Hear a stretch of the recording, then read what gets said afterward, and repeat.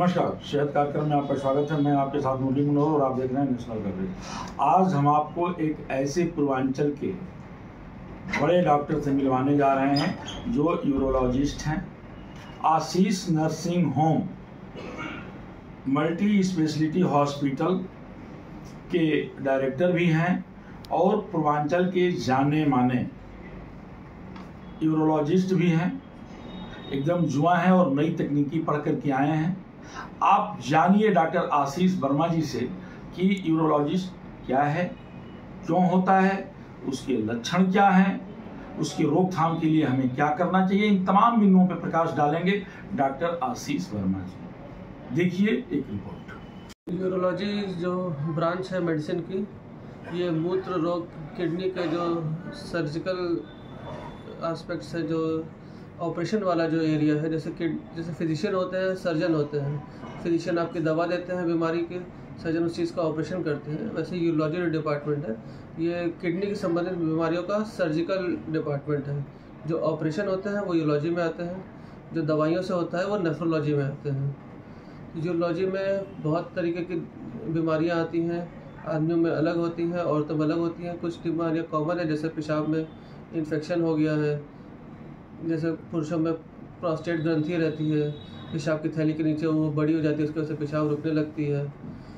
आपकी किडनी में पथरी हो जाती है, किडनी की नलियों में पथरी हो जाती है, पेशाब की थैली में पथरी होती है, किडनी में जो गांठ बन जाती है, ट्यूमर होता है, जो कैंसर होता है, प्रोस्टेट का कैंसर रहता है, पेशाब की थैली कैंसर होता है। ये जिन जिन चीज़ों का ऑपरेशन हो सकता है वो सब यूरोलॉजी में आते हैं। इसमें ज़्यादातर बीमारियां जो रहती हैं पेशाब से रहती हैं। पेशाब की ज़्यादा बीमारियां पानी के कम सेवन से होती हैं। कुछ खान पान का भी रहता है, जैसे कुछ खान पान ऐसा रहता है जिससे पत्थर ज़्यादा बनते हैं, जैसे बीजदार सब्जियां रहती हैं, ये नॉनवेज फूड रहते हैं जिसमें ऑक्सलेट ज़्यादा रहते हैं, प्रोटीन ज़्यादा रहते हैं, उससे पत्थर ज़्यादा बनते हैं, तो उससे भी ये बीमारियां होती हैं। आदमियों में सबसे ज़्यादा तो प्रोस्टेट ही रहता है, बाकी पथरी, कैंसर तो आदमी और दोनों में बराबर ही हो जाते हैं। जो सिगरेट ज़्यादा पीते हैं उनमें पेशाब की थैली कैंसर ज़्यादा देखा जाता है। बाकी एक सेकंड, पेशाब की बीमारी पहचानने के लिए जो मेन लक्षण रहते हैं, पेशाब में जलन होना, पेशाब का धीरे होना, पेशाब में खून आना, पेशाब करते हुए दर्द होना, रुक रुक के पेशाब होना, रात में बार बार पेशाब करना, ये या कमर में पीछे की तरफ दर्द होना कूल्हों में, ये पेशाब बीमारियों के लक्षण होते हैं। जो जलन रहती है वो पेशाब के इन्फेक्शन की वजह से हो सकती है। जो खून आता है वो इन्फेक्शन की वजह से भी हो सकता है। पेशाब के रास्ते में कहीं पत्थर होगा उससे भी हो सकता है, या कहीं कोई कैंसर या गांठ होगी तो उससे भी हो सकता है। इन सब का पता करने के लिए आपको इसका जाँच करानी पड़ेगी, उससे पता चलता है कि क्या बीमारी है। फिर हर बीमारी का अलग अलग इलाज उपचार होता है।